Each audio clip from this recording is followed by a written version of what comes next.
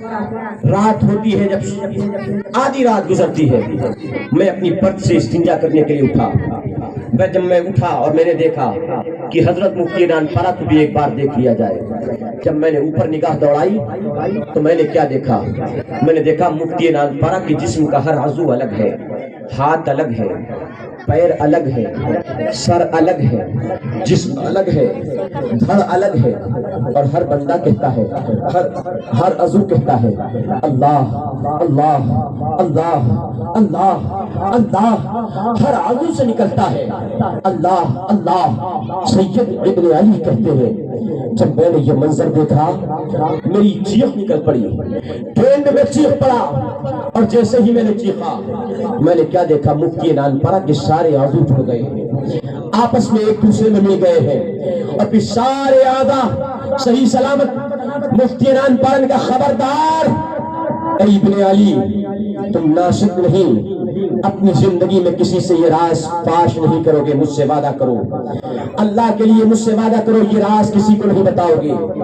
سید ابن علی نے وعدہ کیا حضور کسی کو نہیں بتاؤں گا، مگر سید ابن علی کا وصال اور انتقال مفتی نانپارہ کی زندگی میں ہی ہو گیا تھا۔ مفتی نانپارہ کی زندگی میں تو انہوں نے نہیں بتایا، مگر انہوں نے اپنی ڈائری میں اس واقعے کو لکھ دیا تھا۔ اور جب فخر خانداش سرکار جیلانی میاں کی اس واقعے پر نظر پڑی تو سرکار جیلانی میاں کہتے ہیں ہاں سنو، ہم نے کرامتیں کتابوں میں پڑھی ہے، کرامتیں بزرگوں سے سنی ہے، مگر اس زمانے میں ایک ایسا ولی بھی گزرا ہے جس کی کرامتیں اللہ کے کرم سے چلتی پھرتی بھی نظر آتی ہے، انسان کی صورتوں میں نظر آتی ہے۔ حضرات مفتی نانپارہ کے دربار میں بہت سے لوگ آئے، کسی نے دنیا کمانے کے لیے دعا کے لیے کہا، اللہ نے نانپارہ میں بہت سے ایسے لوگ ہیں جن کی دنیا بن گئی، دنیا میں بہت بڑے پائے پر پہنچ گئے، بہت مال و دولت مل گیا۔ مفتی نانپارہ کے پاس کچھ حضرات آئے جنہوں نے دین کو اختیار کرنے کی نیت کی، تو مفتی نانپارہ نے آج انہیں اپنی نگاہ کیمیا سے ایسا شیقل فرما دیا ہے کہ مفتی نانپارہ کے وہ غلام آج تہجد کی نماز بھی نہیں چھوڑتے ہیں، 5 وقت کی نماز کے عادی ہیں، اور اللہ کی حرام کردہ چیزوں سے کوسوں دور ہے، اور تسبیح و تحلیل صبح چاشت، تہجد، اشراق، صلاۃ التسبیح، صلاۃ الوضو، تحیۃ الوضو، تحیۃ المسجد، یہ ساری اس طرح پڑھتے ہیں کہ ہم علماء کیا پڑھتے ہوں گے۔ کانپور کے حیات بھائی ہے کہ اللہ والوں کی نگاہ کتنی کیمیا اثر ہوتی ہے، اللہ والوں کی نگاہ میں کتنا اثر ہوتا ہے۔ کانپور کے حیات بھائی کہتے ہیں میں ایک دن جمعہ پڑھنے کے ارادے سے اپنے گھر سے نکلا، مسجد کی طرف چلا، مسجد کے دروازے پر پہنچنے والا تھا کہ میں نے کیا دیکھا؟ مسجد کے دروازے سے ایک روشنی اور ایک نور نکلا ہے، اور وہ نور میرے سینے میں داخل ہو رہا ہے، میری پیشانی میں داخل ہو رہا ہے، میرے سینے اور میری پیشانی سے وہ نور میرے جسم میں داخل ہو رہا ہے۔ مفتی نانپارہ کے غلام حیات بھائی کہتے ہیں میرا رونٹا رونٹا کھڑا ہوتا ہے، میرا جگر کانپتا ہے، میرا سینہ کانپتا ہے، میرے پیروں میں تھراہٹ ہوتی ہے، اللہ یہ نور کہاں کا آیا ہے، یہ نور کیسا آ رہا ہے؟ جب میں اس نور کے قریب ہوتا ہوں اور جب خود نزدیک ہو جاتا ہوں تو اس نور سے صاف نظر آتا ہے کہ یہ نور کہیں اور سے نہیں، یہ نور مفتی نانپارہ کے پیشانی اور سینے سے نکل رہا ہے، یہ نور مفتی نانپارہ کی پیشانی اور سینے سے نکل رہا ہے۔ سرکار مفتی نانپارہ قریب آتے ہیں اور اس نگاہ جلال سے فرماتے ہیں اے حیات کب تک کے گناہوں میں ملوث رہے گا؟ اے حیات توبہ کر کے خدا کا نیک بندہ بن جا، اے حیات اللہ کا خاص بندہ بن جا، توبہ کر اور میرا سچا غلام بن جا۔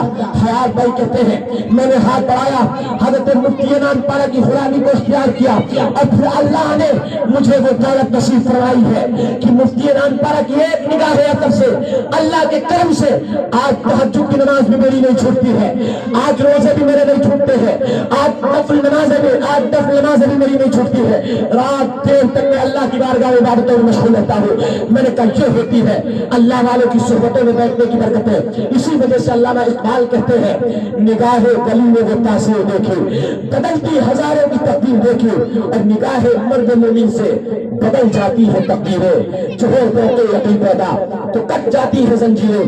حضرت مولا روم فرماتے ہیں یک زمانہ صحبت با اولیاء بہتر 7 سالہ تاج پیریا. سن لو, ایک زمانہ اگر تم اللہ کی عبادتیں کرتے ہوگے, ایک زمانہ اللہ کے احکام کی پابندی کرتے ہوگے, ہو سکتا ہے تیرا کوئی باطنی بیماری ہو, تیرے اندر کوئی قلبی مرض ہو, جس قلبی بیماری کی بنیاد پر تیری وہ نماز قبول نہ ہو, تیرا وہ روزہ قبول نہ ہو, مگر ایک لمحہ اگر تو کسی اللہ والے کی صحبت میں بیٹھ گیا, ایک لمحہ اگر کسی اللہ کے نیک بندے کی صحبت اختیار کرتا ہے اور اس کے قریب ہوتا ہے, تو اللہ معلوم فرماتے سنو, ایک زمانہ عبادتیں کرنے سے بہتر ایک لمحہ اللہ والے کی صحبت میں بیٹھنا ہے. اس بنیاد پر اگر اس اللہ والے نے دعا کر دی تو زندگی میں جتنی عبادتیں کی ہے اللہ اس کی دعا سے ساری عبادتیں قبول فرما لے گا. اللہ تیری زندگی میں انقلاب پیدا فرما دے گا.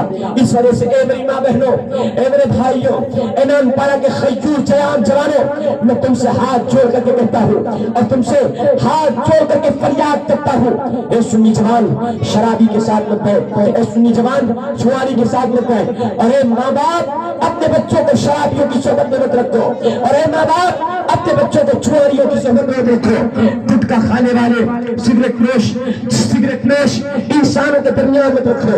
اس وجہ سے اگر ان کے ساتھ تیرا بیٹا رہے گا تو بری عادتوں کا عادی ہوگا, بری لت اس میں بھی لگ جائے گی.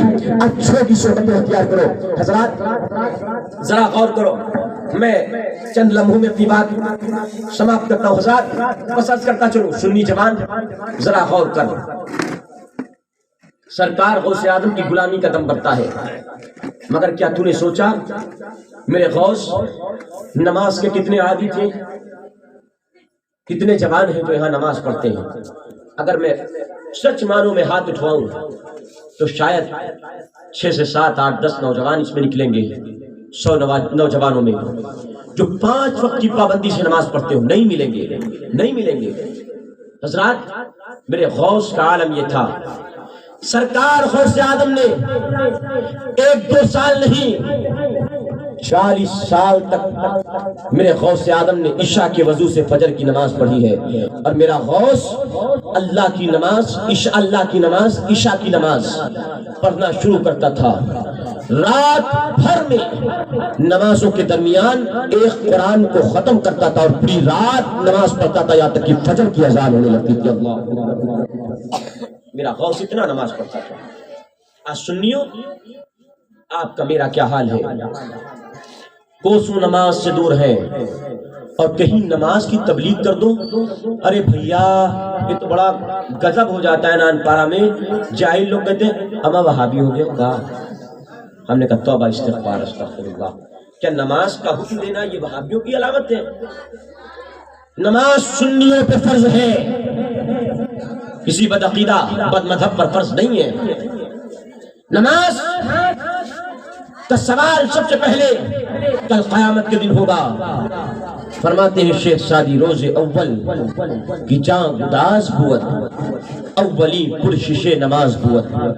محشر کا دن جو جان کو کھولا دینے والا دن ہوگا, اس دن اگر کوئی بات پوچھی جائے گی تو اس دن سب سے پہلے نماز کا سوال کیا جائے گا بندے مومن سے. فرمایا حدیث میں اگر بندے مومن کی نماز درست ہے نامہ اعمال میں سارے اعمال اس کے اچھے ہیں, اور اگر نماز میں کمی ہے تو نامہ اعمال میں سارے نامہ اعمال میں کمی. آواز کدھر سے آ رہی؟ روکو, شور شرابہ نہیں, تقریر ہو رہی ہے, درس ہو رہا ہے, کیا ہو رہا ہے؟ بند کر دو. بے ادگی کا ماحول نہیں ہونا چاہیے. حضرات غور کیجئے ذرا. سنی جوان, میں اپنا واقعہ بتاتا ہوں. کسی نان پارا کی سرزمین پر میں ایک دن تبلیغ کی نیت سے نکلا. میں جب پڑھتا تھا عزیز العلوم میں تبلیغ کی نیت سے نکلا اور گھوسی محلے میں پہنچ گیا. میں تبلیغ کرنے لگا تو ایک بڑھو پیچھے سے ڈنڈا ٹیکتے میرے پیچھے آ کے کھڑے ہو گئے. تو میری بات سنتے رہیں، لیکن وہ شاید مجھ کو پہچانتے تھے تھوڑا بہت۔ میں نماز کی تبلیغ کر رہا تھا، میں نے کہا نماز پڑھو، نماز بہت اہم عبادت ہے، نماز کے بارے میں بتا رہا تھا۔ اور جب میں فارغ ہوا ان کی طرف مڑا، میں نے کہا بابا السلام علیکم۔ تو کہا وعلیکم السلام۔ بھیا کہاں سے؟ ہم کہنا عزیز العلوم سے۔ بولے بھیا محمود رجا کے لڑکے ہو؟ ہم نے کہا ہاں محمود میاں کے لڑکے۔ بولے ہائے بھیا تم یہ وہابین والا کام کب سے کرے لگے؟ ہم نے کہا یہ غضب رہا، اب اسی وجہ سے تو بڑھو لاٹھی ٹیکتے ٹیکتے آئے تھے کہ کہیں کوئی وہابی ہو تو کہیں لٹھیا نہ دے۔ ہم نے کہا یہ اللہ کا کرم ہوا، بڑھو بابا کی 2-4 لاٹیاں مجھ کو نہیں پڑی، نہ وہابی سمجھ کے لاٹھی۔ حضرات یہ غلط ذہنیت بٹھال دی گئی ہے کہ نماز کا ذکر صرف وہابی کریں گے۔ حضرات نہیں، نماز سنیوں پر فرض ہے، وہابی کا نماز سے کیا لینا دینا؟ وہابی تو لاکھ نماز پڑھے، لاکھ سجدہ کرے، اس کے نہ سجدے قبول ہیں، نہ نمازیں قبول ہیں، نہ روزے قبول ہیں۔ کیوں؟ اس بنیاد پر کہ نماز روزے کی شرط ہے کہ سب سے پہلے دل میں عشق نبی ہو اور گستاخی سے دل خالی ہو، اور وہابیوں کا عقیدہ گستاخی والا ہے۔ اس بنیاد پر پہلے وہ توبہ کرے، پکے مسلمان بنے، پھر ان کی نمازیں قبول ہوگی۔ اور نماز اگر سنی پڑھ لے کوئی تو الحمدللہ اگر 2 سجدے کرتا ہے تو اللہ کی ذات سے امید ہے اللہ اسے قبول فرمائے گا۔ سنی جوان تو نماز پڑھ، تیرے لیے نماز فرض ہے۔ اور یہ شادی بیاہ کا ماحول ہے تو 2-3 منٹ 1 گھنٹہ ہو گیا، 10 بجے 11 بجے بیٹھا تھا، 12 بجنے والے ہیں۔ حضرات 2-3 منٹ میں عرض کر دوں، حضرات شادی بیاہ کے ماحول میں آپ نے کتنی خرافات کر رکھی ہیں۔ اب چاہے یہ خود کر رہے ہوں، ہم کو اس سے کیا لینا، یہ مجھ کو بلائیں نہ بلائیں، کیوں بھائی کیا نام ہے آپ ہی کی؟ تو ہے شاید اسلام کی شادی ہے، رضوان کی شادی ہے۔ اچھا بھائی رضوان میاں غصہ نہ مت، اور غصہ آ جانا تو چاہے اگلی بار بلانا، نہیں بلانا ہم بلا لیں گے آپ کو اپنے ہاں۔ رضوان میاں دیکھیے مانجے میں سب مسئلہ سن لو، بہت سے نوجوان بیٹھے ہیں شادی نہیں ہوئی ہے، یہ مانجے میں جو نیکر پہن کے اتنی اور بیٹھ جاتے ہیں گھٹنے کھول کر کے، اور گھر کی ساری عورتیں جو محرم غیر محرم ہوتے ہیں، جو غیر محرم اور محرم سب عورتیں ہوتی ہیں، جن سے نکاح حلال ہے جن سے نکاح حرام ہے، سب عورتیں ہوتی ہیں، اور ان عورتوں کی موجودگی میں وہ نیکر پہنے گھٹنا کھولے بیٹھے ہوتے ہیں، اور میاں سب عورتیں ان کو چھو کر کے آتی ہیں جاتی ہیں اور ہلدی لگاتی ہیں، خوب اسی میں ہنسی کا ٹھاکا اور پھاکا ہوتا ہے، سب ہوتا ہے۔ حضرات ذہن میں رکھیں یہ بکوا لگانا جائز ہے، ہلدی لگانا جائز ہے، مگر مرد کو اس ناف سے لے کر کے اس گھٹنے تک چھپانا فرض ہے، اس کو کھولنا، ران کو کھولنا مرد کو حرام حرام حرام ہے۔ مسئلہ سمجھ میں آیا؟ اب جو آپ اس جائز رسم میں، ہلدی کی رسم میں، ایک جائز رسم تھی، ہلدی کی رسم جائز رسم تھی، لیکن آپ گھٹنے کھول کر کے بیٹھ گئے یہاں تک گھٹنا، یہ حرام کام آپ نے کر لیا، اس بنیاد پر یہ رسم بھی ناجائز ہو گئی۔ لہذا گھر کی محرم عورتیں جن سے نکاح حرام ہو، جیسے خالہ، پھوپھی، ماں، بہن، یہ وہ عورتیں ہیں جن سے نکاح حرام ہے، یہ عورتیں گھر کی محرم ہوں، اور وہ اگر ہلدی لگانا چاہیں تو چہرے پر فقط لگا سکتی ہیں، اتنی کی اجازت ہے، مگر وہ پوری برادری کی غیر محرم عورتیں اکٹھا ہو کر کے اس میں مرد کے سامنے جن سے نکاح حلال ہوتا ہے وہ بھی اسی میں خم مستیاں کرتے ہیں، یہ درست نہیں ہے، یہ رسم بھی غلط ہے۔ ہلدی لگائیے، بکوا لگائیے، مانجا کیجیے، مگر جتنا جائز ہے اتنا ہی کیجیے، اور ناجائز ہونے سے اس کو پاک رکھیے۔ اب دیکھو ہمارے یہاں عورتوں کو بڑا شوق ہوتا ہے، ہماری ہتھیلیاں صاف ستھری کتنی اچھی لگتی ہیں، کتنی اچھی لگتی ہیں، اگر عورتیں مہندی لگا لیں، ڈیزائننگ بنا لیں، اچھا لگے گا، کوئی دقت نہیں ہے۔ اللہ تعالیٰ نے عورتوں کو پیدا ہی فرمایا ہے زینت کے لیے، اللہ نے عورتوں کو بننے سنورنے کے لیے پیدا فرمایا، مرد کو اللہ نے بننے سنورنے کے لیے پیدا نہیں فرمایا۔ مرد کی خوبصورتی اور پرسنالٹی سادگی میں اللہ نے رکھی ہے، کیا رکھی ہے؟ سادگی میں.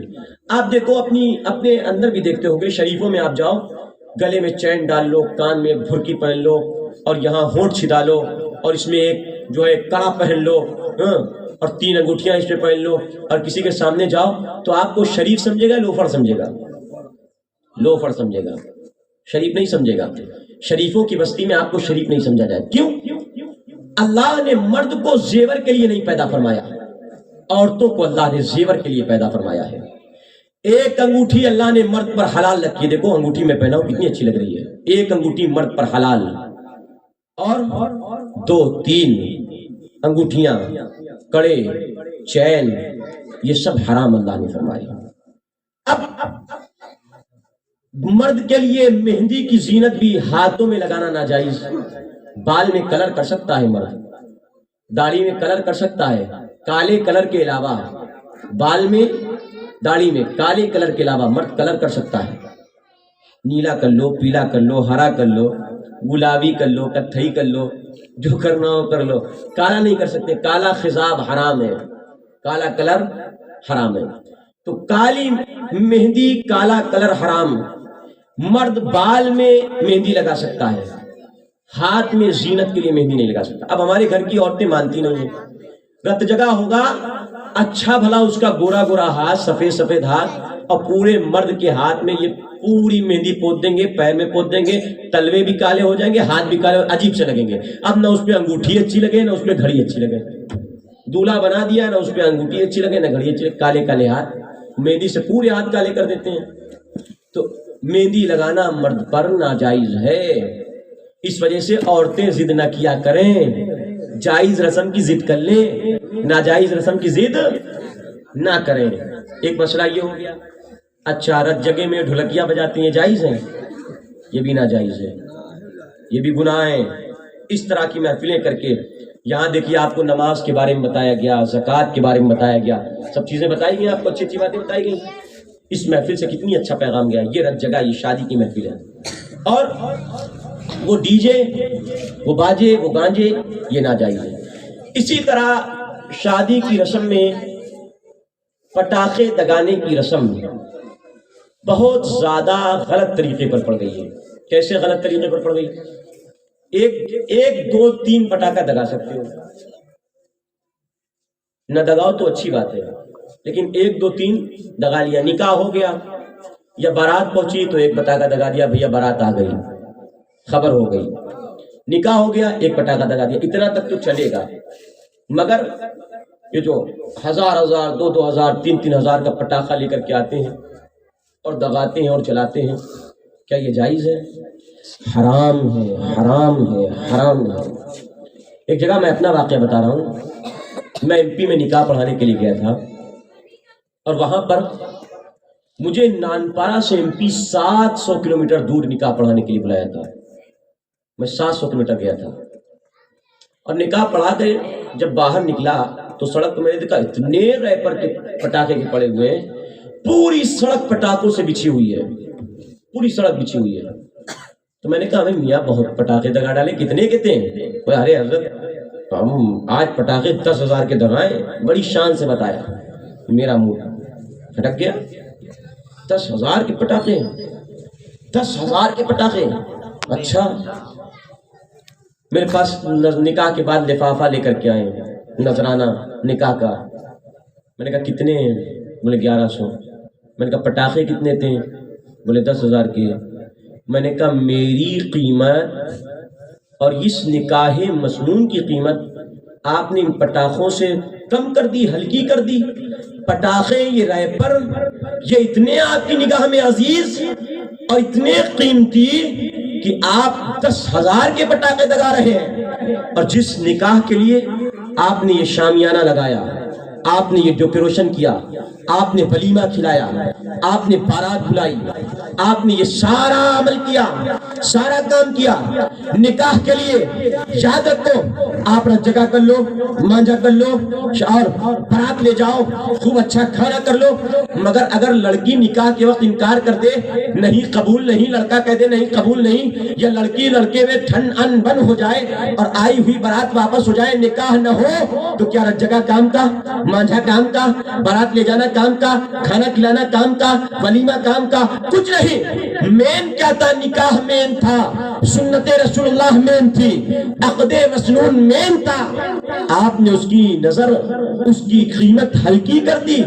آپ اتنی دور سے بلا کے 1100 میں نپٹائے دے رہے، نہیں رکھ لو اس کو، میں نہیں لوں گا۔ میں بہت غصہ آ گیا، اب ان کو شرمندگی ہوئی، بولے ہاں حضرت وہ غلطی تو ہو گئی مجھ سے، 10,000 کا پٹاخہ دگا دیا، اور کیا بتائیں بچے نہیں مانے، یہ وہ تمام بہانے بنانے، تمام بہانے، یہ ہوتا ہے۔